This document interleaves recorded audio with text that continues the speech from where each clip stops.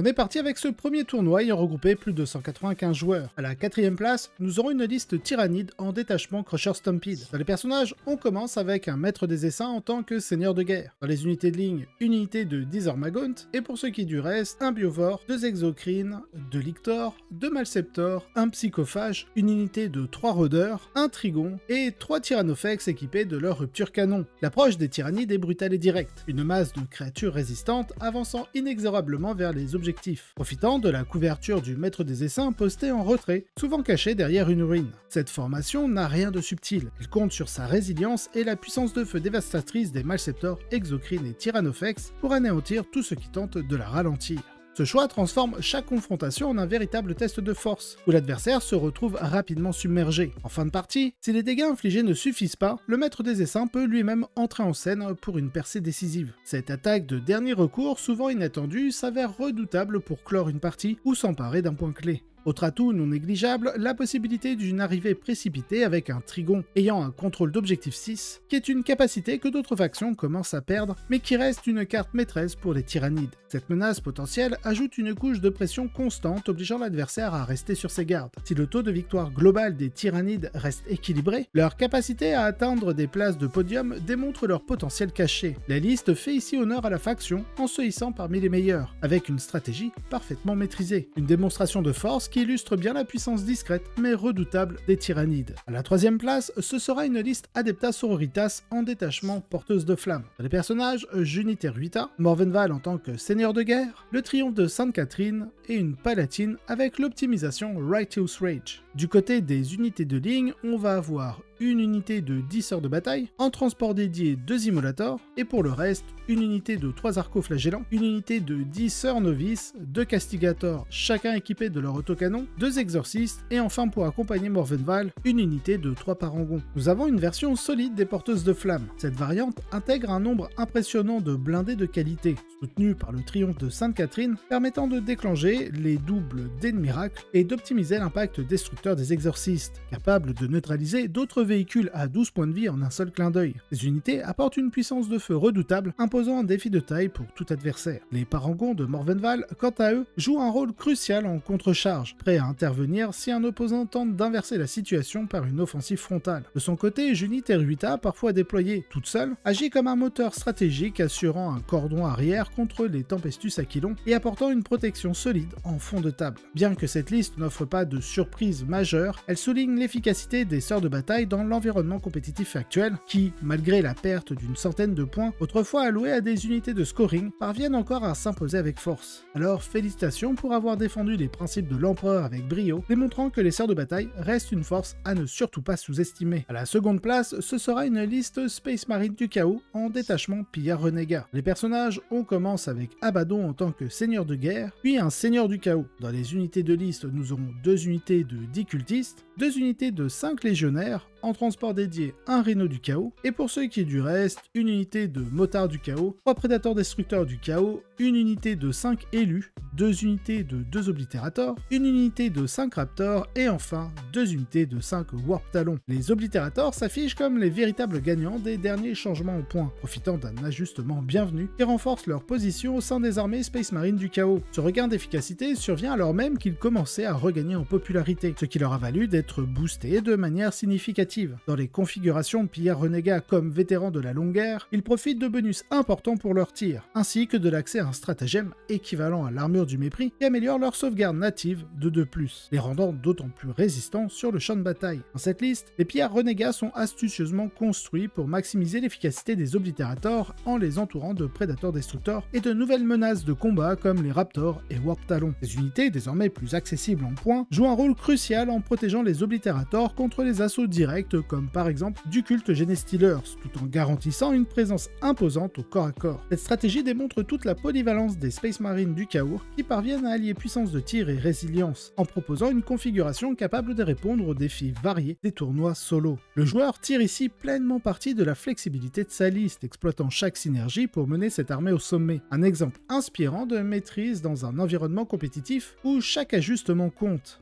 Enfin, à la première place, nous aurons une liste des monts du chaos. Dans les personnages, on commence avec Be'lakor en tant que seigneur de guerre, puis Kéros, Shalaxi, le Changelin, un duc du changement avec l'optimisation du sceptre éternel. Du côté des unités de ligne, on va avoir une unité de 3 Nurglings, une unité de 10 Horreurs Roses, une unité de 10 Porte-Peste. Pour le reste, une unité de 5 Veneuses, et enfin 3 unités de 3 Hurleurs. Cette version plus mesurée des démons du chaos mise sur une stratégie subtile. Utiliser Be'lakor et les redoutables ducs du changement, Kéros, pour contraindre l'adversaire à engager le combat, afin de pouvoir déchaîner Shalaxi dans une contre-attaque foudroyante. Cette approche s'avère particulièrement efficace contre les armées orientées tir, car elle force l'ennemi à s'exposer, ouvrant la voie à une riposte dévastatrice. L'absence du Grand Immonde dans la liste libère des points réinvestis dans des unités économiques de contrôle du champ de bataille tels que les hurleurs. Ces derniers jouent un rôle double. Elles capturent rapidement les premiers objectifs tout en servant de barrière défensive contre des factions plus agressives comme le culte Genestealers, en forçant ainsi la position défensive de l'armée en début de partie. Les démons du chaos démontrent ici toute leur polyvalence, disposant d'un arsenal d'outils tactiques qui s'adaptent aux divers défis du méta compétitif. Alors félicitations pour avoir exploré hors des sentiers battus et pour avoir décroché un trophée sur un super major. Nous passons au second tournoi de la vidéo, ayant regroupé plus de 75 joueurs. À la 4e place, ce sera une liste d'Esgard. Les personnages, on commence avec un Biologus putrifieur, ensuite 2 sorciers en armure Terminator de la Deathguard, un corrupteur nidoreux et enfin Typhus en tant que seigneur de guerre. Du côté des unités de ligne, on va avoir une grande escouade de 10 Plague Marines.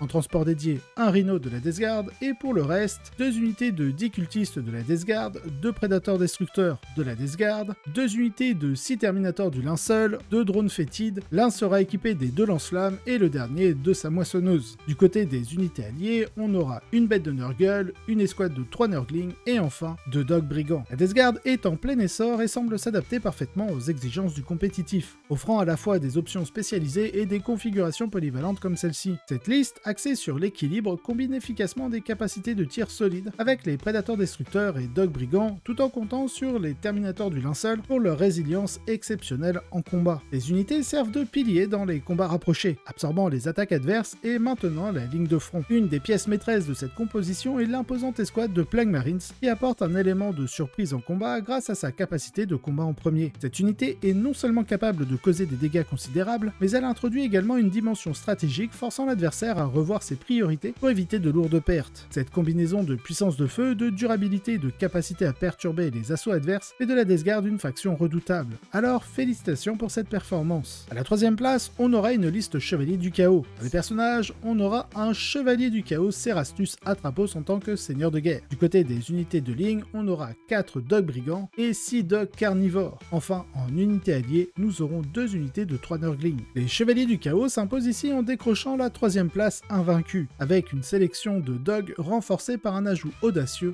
l'Atrapos. Actuellement, cet imposant chevalier est l'un des meilleurs choix pour les armées de gros chevaliers, à l'exception notable de Canis Rex, grâce à sa capacité à neutraliser efficacement les configurations de tir ennemi menaçant de détruire les dogs à distance. Son arsenal de combat en fait un atout précieux capable de s'adapter à divers types d'adversaires. Les carnivores et brigands, quant à eux, demeurent des incontournables avec des fiches techniques parmi les plus solides de la faction. Leur capacité à dominer le champ de bataille en combat, comme à distance, reste une valeur sûre, soulignant la force de cette faction. Alors mes félicitations pour cette place sur le podium. À la 2e place, nous aurons une liste Ultramarines en détachement Gladius. Les personnages, on commence avec Marneus Calgar, puis Robout Guilliman en tant que seigneur de guerre, pour finir avec Uriel Ventris. Du côté des unités de ligne, ce sera 2 unités de 5 intercesseurs d'assaut et une unité de 5 intercesseurs. Pour le reste, on aura une unité de 5 intercesseurs d'assaut avec leur réacteur dorsal, une grosse unité de 6 centurions dévastateurs. Alors au niveau des équipements, nous avons toujours les lance-missiles Téton. Pour le reste, ce ne sera pas des canons laser, mais bien des canons gravitons. À cela, on rajoute une escouade de 4 héros de compagnie, une escouade de 5 infiltrateurs et pour finir, de l'Andraider Redeemer. Cette semaine, Guilliman fait un retour remarqué sur les champs de bataille du 41e millénaire, formant une redoutable alliance avec Marneus Calgar et Uriel Ventris. Ce trio terrifiant s'impose sur les tables de jeu, déployant une synergie de stratagèmes et de puissance brute qui écrase la concurrence. Chaque tour, ce trio permet un stratagème gratuit, offre un point de commandement supplémentaire et impose un coup en point de commandement à l'ennemi. Mais la force de cette liste ne se limite pas à la pure force de frappe. Elle s'appuie également sur des unités de soutien robustes comme les Landraider Redeemer et les Centurions Devastator, et bénéficie bien entendu du redoutable stratagème tir en état d'alerte des Land Raiders, ainsi que potentiellement de l'armure du mépris. La possibilité d'activer ces deux capacités dès le tour 1, en cas de jeu agressif adverse, assure une bonne défense permettant à cette configuration de creuser un écart dès le début de la partie. Si cette liste prend l'avantage au tout début, lancer le trio pour finir le travail devient une formalité, tant leur impact est écrasant. Cette combinaison semble être une stratégie incontournable pour les joueurs Ultramarines,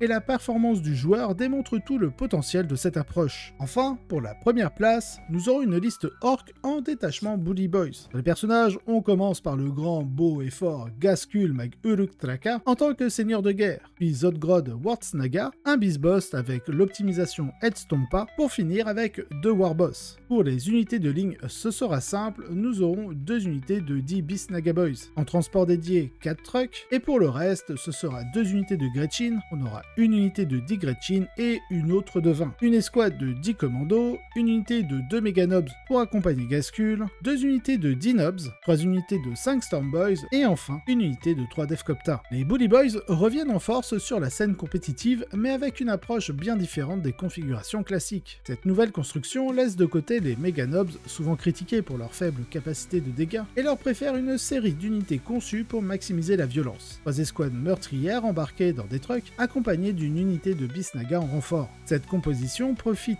également à la polyvalence de l'énorme escouade de grottes de Zodgrod, un choix stratégique qui brille dans le méta actuel. Ces grottes peuvent se déplacer rapidement pour bloquer les armées lourdes en véhicule, ou bien offrir une couverture étendue contre les unités arrivant en frappe en profondeur. L'ajout de Deffkopta est également intéressant. Peu coûteux, ils apportent une unité mobile capable de lancer des grenades, idéale pour gérer les unités isolées. Cette construction témoigne d'une véritable innovation. Alors, félicitations pour démontrer que les orcs peuvent encore surprendre et s'imposer dans un environnement compétitif toujours aussi exigeant. On finira avec une liste en vrac sur un tournoi ayant regroupé 40 joueurs. À la première place, nous avons une liste Space Wolf en détachement champion de Russ. D'ailleurs, pour ceux ayant suivi mes parties sur Tabletop Simulator, je me suis fortement inspiré de sa liste pour créer ma Wolftide. Dans les personnages, on commence bien sûr avec le vénérable Bjorn, main terrible en tant que seigneur de guerre. Ensuite, un capitaine avec l'optimisation de la Black Death, un chapelain sur réacteur dorsal, un librarian avec l'optimisation Frost Weapon, ensuite un lieutenant, et on finit avec un Wolfguard